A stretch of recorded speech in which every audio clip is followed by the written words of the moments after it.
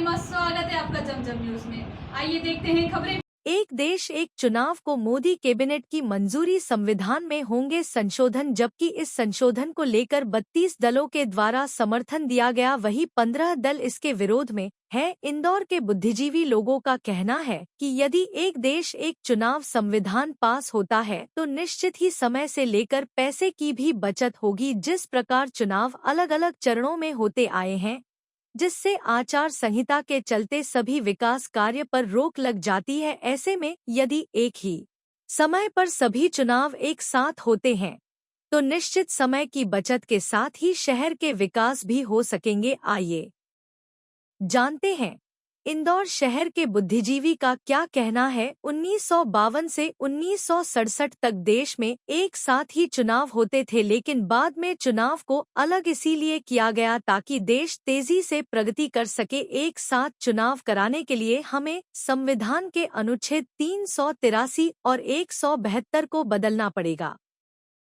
प्रश्न यह है कि एक बार चुनाव होने के बाद यदि सरकार गिर गई तो फिर क्या कई सालों तक राज्य के नागरिकों को राष्ट्रपति शासन झेलना पड़ेगा। एक तीर से दो शिकार नहीं होते, दो नाव पर पैर रखकर समुद्र पार नहीं किया जा सकता। इसी तरह एक साथ सारे चुनाव भी नहीं कराए जा सकते हैं। हमारा देश संघीय ढांचे वाला देश है। ऐसे में यदि एक साथ चुनाव कराने का फैसला लेते हैं तो उसमें 2017 में उत्तर प्रदेश के विधानसभा चुनाव हुए हैं। अब क्या 2019 में फिर से चुनाव करा देंगे। चुनावी भ्रष्टाचार को रोकने के लिए एक साथ चुनाव कराने की जरूरत नहीं है, बल्कि राजनीति को बदलना होगा। उसे जनतंत्र से धनतंत्र बनने से रोकना होगा।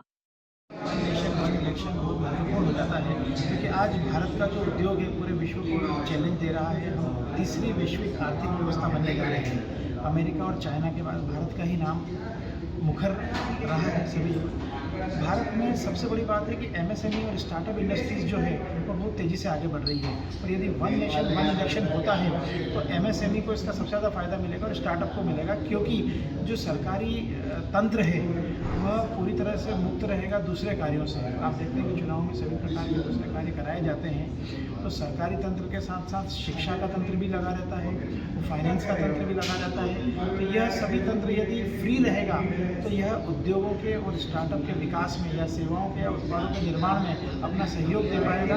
और इस प्रकार से हम विश्व स्तरीय उत्पादों का निर्माण कर पाएंगे और ज़्यादा से ज़्यादा वैश्विक प्रतियोगिता का हम सामना कर पाएंगे और विदेशी पूंजी का अर्जन कर पाएंगे, जिससे सभी राज्यों की प्रगति होगी और सभी सरकारों को आज इतना कर्ज लेना पड़ रहा है उस कर्ज से भी मुक्ति मिलेगी, क्योंकि उनका रेवेन्यू इतना होगा कि कर्ज की जरूरत नहीं पड़ेगी। और जो रेवेन्यू है वो इसी प्रकार से आएगा कि खर्चों में कटेगी और आने वाले वर्षों की प्लानिंग, क्योंकि विश्व का सबसे बड़ा लोकतंत्र हिंदुस्तान है। आज पूरा विश्व युद्धों से जूझ रहा है, हर जगह कठिनाइयाँ हैं, लेकिन हिंदुस्तान में आज खुशहाली है इसीलिए कि यह लोकतंत्र है, गणतंत्र है। यहाँ संविधान की इज्जत की जाती है और यहाँ संविधान के अनुरूप कार्य किया जाता है और इसमें पूरे देश की जनता का सहयोग मिलता है।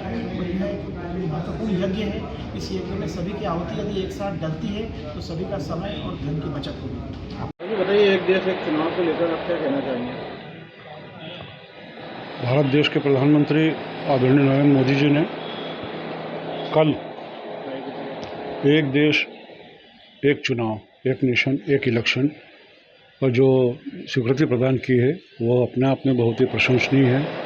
एक समय में लोकसभा, विधानसभा और अन्य चुनाव होने से पूरे देश में समानता रहेगी, एक विचारधारा से एक मत होकर आम जनता सरकार चुनेगी, तो नीचे राज्य की सरकार और राष्ट्र की सरकार दोनों का आपसी तालमेल भी बहुत अच्छा रहेगा। साथ ही जो महत्वपूर्ण जो समय होता है वो चुनाव में निकलता है। आचार संहिता लगने से जो विभिन्न कार्य, विकास के जो कार्य वो प्रभावित होते हैं। ऐसे कई फायदे इस एक देश एक चुनाव से होने वाले हैं। मैं अपनी ओर से, विश्व ब्राह्मण समाज संघ की ओर से और सभी की ओर से देश के प्रधानमंत्री आदरणीय नरेंद्र मोदी जी को धन्यवाद देता हूँ, आभार मानता हूँ। सर, एक संविधान प्रस्ताव आया है, एक देश एक चुनाव, इसको किस नज़रिए से देखते हैं आप? निश्चित रूप से ये देश की लगभग 1.25 लाख करोड़ की जो राशि है उसको बचाने का काम है। दूसरा, अगर हम पिछले 52 वर्षों का अगर भारत का इतिहास देखें, जब से चुनाव हो रहे हैं, 52 से भी ज़्यादा अधिक वर्ष हो गए हैं, मतलब स्कूल में कि 75 वर्षों का भी अगर हम आज़ादी का इतिहास इसमें समेट लें तो चुनाव में बहुत ज़्यादा लोग सहभागी नहीं हो पाते। अगर हम इसके मतदान का प्रतिशत देखेंगे तो वो हमेशा 50-60% के इर्द गिर्द ही घूमता था, क्योंकि बार बार चुनाव होने से जनता भी परेशान होती, जनता भी साथ नहीं दे पाती और उनके मनमानस भी नहीं बन पाते। तो जब एक देश एक चुनाव एक विधान होगा, निश्चित रूप से राशि भी बचेगी, लोग चुनाव में सहभागी हो पाएंगे और चुनाव में साथ देंगे और हमें देश का नेतृत्व चुनने में आसानी भी रहेगी। कई बार क्या होता है कि पहले केंद्रीय नेतृत्व के चुनाव हो जाते हैं या फिर विधानसभा के चुनाव हो जाते हैं, तो विधानसभा चुनाव का आकलन केंद्रीय नेतृत्व का चुनाव का केंद्रीय कद को तय कर देता है। वैसे ही केंद्रीय कद अगर पहले तय हो जाता है तो विधानसभा चुनाव में उसका इफेक्ट दिखता है, उसका प्रभाव दिखता है। तो ये सब हटेगा और एक देश एक चुनाव होने से निश्चित रूप से भारत में चुनाव प्रक्रिया सरल, सहज और जनता के अनुकूल हो पाएगी। आपका नाम? मैं डॉक्टर अर्पण जैन, इंदौर से। इसको किस नज़रिए से देखते हैं आप?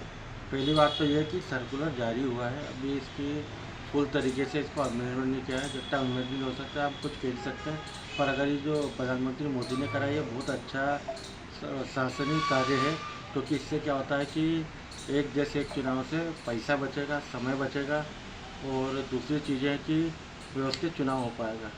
एक बार में पूरी जगह चुनाव होने से पैसा और समय दोनों के बचत कर सकते हैं अपन, जिससे कि ड्यूटी जिनकी लोगों की लगती है उनको एक ही बार में ड्यूटी करके वो समाप्त कर सकते हैं।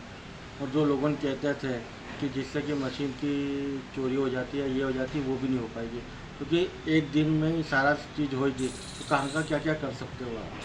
तो मेरे हिसाब से शासनिक कार्य में प्रधानमंत्री मोदी को शुभकामनाएं देना चाहता हूँ इस कार्य के लिए। इसमें छोटे चुनाव होते हैं या कोई बड़े चुनाव होते हैं, लोकसभा होते हैं, विधानसभा होते हैं, तो 45 दिन की आचार संहिता रहती है, ऐसे में पूरा साल भी बर्बाद होता है। तो क्या लगता है कि वो अब उससे बचत होगी? बचत तो होगी, काफ़ी बचत होगी। गाँवों के अंदर भी क्या होता है कि किसानों को काम 45 दिन की आचार संहिता लग जाती है। जैसे वो कुछ सामान लेने जाते हैं, आचार संहिता के अंदर क्या होता है कि कई जगह ब्लॉक हो जाता है, कई जगह जा नहीं सकते हैं, उस चक्कर में काम पे इफेक्ट पड़ता है, सरकारी कामों में इफेक्ट पड़ता है, बैंकिंग काम में कम काम ठप हो जाते हैं, इससे बहुत सारा इफेक्ट गिरेगा। आपका नाम? अनंत योगेंद्र। इतना ही लगातार खबरों के लिए बनी रही हमारे साथ। नमस्कार।